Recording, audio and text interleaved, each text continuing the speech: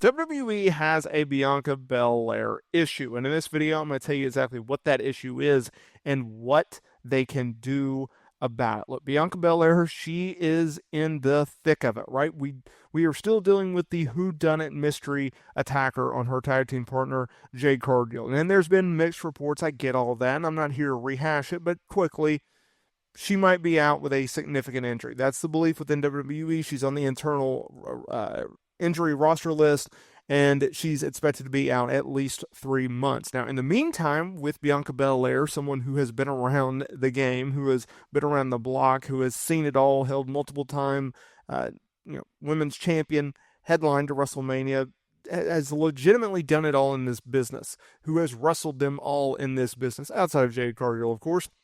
She is in a situation in which, okay, storyline wise, she's trying to find out who attacked her partner and why did they attack her partner. Now, in the meantime, she also had to deal with Nick Aldis threatening, hey, if you don't defend these women's tag team titles, we're going to have to strip you. Okay, we're going to strip you now. And then she's like, no, no, no. And so she got Naomi to step up and be her tag team partner. And this comes at a time where Bianca Belair and Jade Cargill, they were doing a lot of fun stuff on television, right? Two-time women's tag team champions, defending them across the world, defending them against multiple teams, making those titles significant. You have to give Bianca and Jade a ton of credit for restoring the prestige, restoring the legacy, restoring the importance of these championships, which all rely on the champions. If there are top tier names being the champions with these titles, they mean something. And if not, they don't mean squat. Jade Cargill, Bianca Belair, they have done that. Now, there's been a lot of speculation. Is it Bianca? Is it Naomi? Is it someone else who attacked Jade Cargill? Now, I have said in a previous video, I do not believe it should be Bianca Belair. But there's also another issue that WWE is dealing with, and I want to talk about it because the fact is this: Bianca Belair is in limbo right now. We don't know what the injury is with Jade Cargill. We don't know when she's going to return. We think she's not going to be returning for at least 3 months. She's the tag team champions. Yes, they inserted Naomi, but it still doesn't feel authentic. It doesn't feel right. I understand Naomi, Bianca Belair, they have a history. Obviously, they teamed up with Jade Cargill at WrestleMania 40. Obviously, they have really stuck together on television throughout this year. But it doesn't feel the same as Jade Cargill and Bianca Belair. The idea of putting Bianca Belair in a tag team, it's not very exciting. Putting her in a tag team with Jade Cargill, a newcomer in this promotion, a unicorn in this business, okay, now that's more interesting, and that's why it worked. And they're also good friends. Naomi, it just feels like a less than version, and I don't think you want to associate that terminology or that mindset with a Bianca Belair, or Naomi for that matter, two extremely talented individuals. So right now, we need to find out, if you're WWE, okay, what's the injury with Jade? How severe is it? And when is she going to return? If it is going to be 3 months, 6 months, 9 months, a year, we need to get these titles off Bianca Belair. Maybe you have Naomi be the one to reveal herself as the attacker with Jade and then turn heel on Bianca, and then that's the way you go. Because every single week that WWE goes on with this idea of, okay, we're just going to have Bianca and Naomi be a tag team, and they're going to defend their titles, and they're going to still look for the mystery attacker on Jade.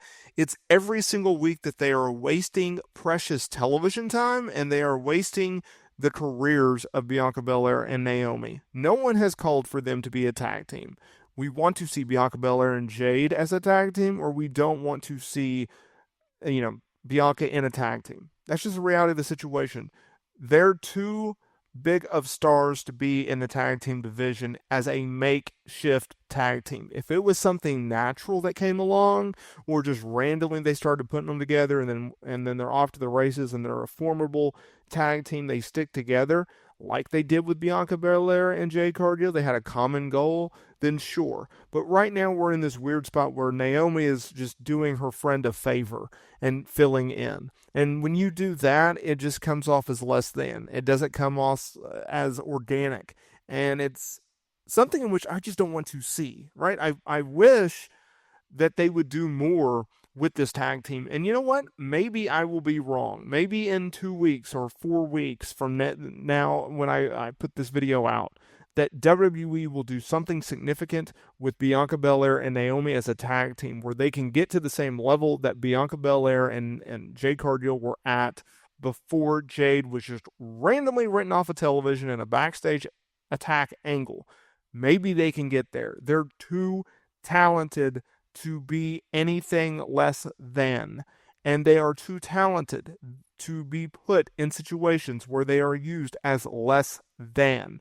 These girls can work. These girls can cut promos. These girls have their storyline down in terms of their gimmick and their character on television. Do not give me a watered down version of Naomi. Do not give me a watered down version of a Bianca Belair. If you have talent, use it. If you have talent, use it to the best ability, booking them in the best storylines, booking them with the best opponents. That was one of the things under the Vince McMahon regime, even in AEW with Tony Khan. It's like you have all these extremely talented individuals, yet you do nothing with them. You just go through the paces with the storylines and the creative, and or you don't even use them at all. And at what point do you just go as a fan? At what point do you just go as a wrestler? What are we doing? Right? That's the million-dollar question of what they're doing with Bianca Belair. Here's the problem. I don't think they know. I don't think they know. They have an idea. They obviously know what the Jade Cargill injury is. They have somewhat of an idea of how severe it is. What they probably don't have a lockdown answer to is, when are we going to get Jade Cargill back? And until you know that answer, it just leaves everyone in limbo. And it goes from, okay, we're booking, month to month, 3 months out. We're booking backwards to, we're just booking week to week because we don't know if Jade's going to be out for a long period of time or if she's going to be out for a short period of time. And that depends on what we do, right? Like if she's out for a short period of time, then sure. We'll keep the championships on Bianca Belair and Naomi. If it's a long-term thing, then maybe we consider taking the titles off of Bianca Belair and Naomi because Jade, she's not going to be back anytime soon, and we can't even pay off the storyline, right? Another issue is like, okay, let's just say Jade is off television for a while with this injury. So how do you beat Bianca without turning like Naomi heel or revealing the mystery attacker if you go in that way? Like, there's not a lot of good answers because there's not a clear-cut answer that we know of with Jade Cargill.